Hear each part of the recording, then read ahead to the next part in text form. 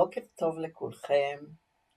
יש לי היום הכבוד והעונג לארח כאן ב-555 את ולדה תאיר עוזרי. אני מיכל פרלה קלנר, מלווה אנשים כבר 15 שנה בתהליכי העצמה אישית והתפתחות רוחנית, בעזרת מגוון גדול של שיטות, שאותן אני מאגדת במה שאני קוראת הנדסת רוח.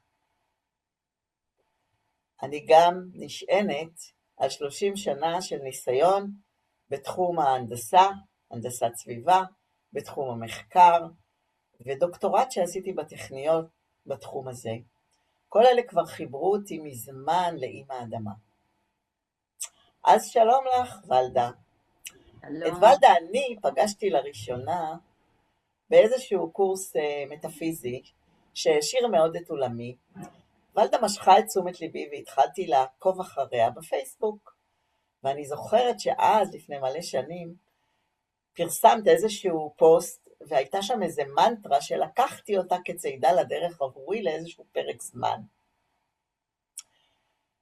ככה התחלתי לעקוב אחרייך. לימים גם הייתי תלמידה שלך בחלק מהקורסים שאת עדיין מעבירה, והפכנו להיות גם חברות ושותפות לדרך ההתפתחות הרוחנית.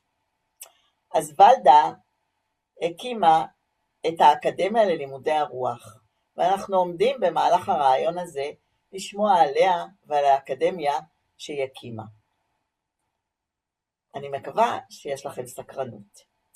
ולדה מעידה על עצמה שהיא נולדה כמתקשרת, והיא חלק מהמהות שלה זה התקשור. היא מלמדת תקשור, היא מלווה אנשים להיזכר. ההיזכרות הזאת עוד נשמע עליה בהמשך. היא גם מלמדת טיהור בתים ומרחבים כמו עסקים. היא מדגישה שהבית או המקום, המרחב שאנחנו נוכחים בו, סופג מהאנרגיה שלנו, של בני הבית. כמו שאנחנו מנקים ברמה הפיזית, חשוב מאוד גם לנקות אנרגטית.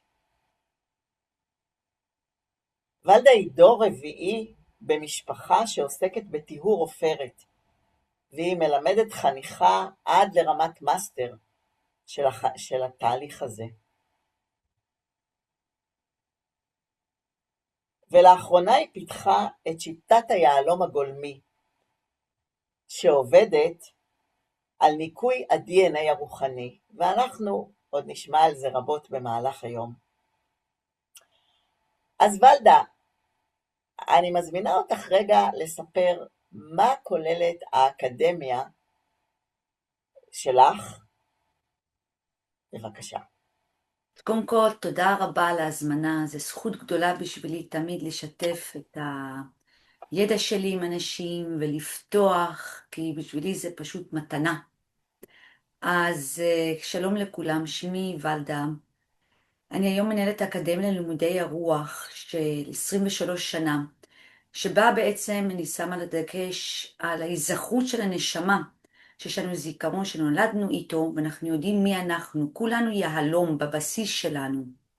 ירדנו באדמה, ה-DNA הרוחני שלנו מיד נפתח, זה אומר הזיכרונות עלו לנו מגלגולים או מירושה רגשית מהרב דורי שלנו.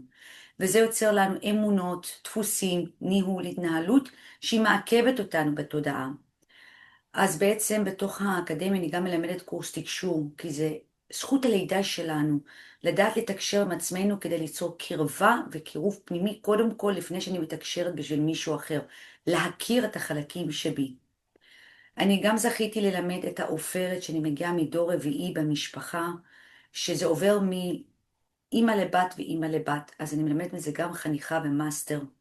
מלמדת גם תיאור בתים ועסקים, פיתחתי את השיטה של היהלום הגולמי שהיא מבוססת על ניקוי הרב דורי של ירושה רגשית ומהגלגולים שלנו. הכל עובד דרך בעצם דמיון מודרך, שאני מאוד מאמינה בו שהדמיון מודרך יש לו עוצמה של ריפוי. אני עובדת גם בקליניקה עם אנשים בתהליכים אישיים, אם זה קשור למודעות, התפתחות, פתיחת חסימות אנרגטיות, כמו שאני תמיד אומרת, יש לי את היכולת לתקשר ולקבל איפה הקונסטלציה הרגשית, אנרגטית, רוחנית של הבן אדם חסומה. אני קוראת לעצמי לפעמים כמו אינסטלטור רוחני, שהוא פותח בעצם חסימות, כדי שבן אדם יוכל לעלות לשלב הבא.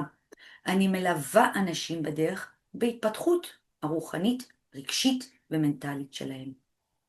אז שוב תודה שאני נמצאת איתכם. אז תודה רבה לך, ולדה. ובאמת, את ציינת כמה פעמים את המושג ירושה רגשית, וגם אמרת שאת דור רביעי לניקוי עופרת. אז אני מציעה שנתחיל להתמקד רגע בזה. מה זה אומר דור רביעי? קצת תספרי, וגם מה זה ניקוי עופרת בכלל. מהמם, תודה שאת שואלת.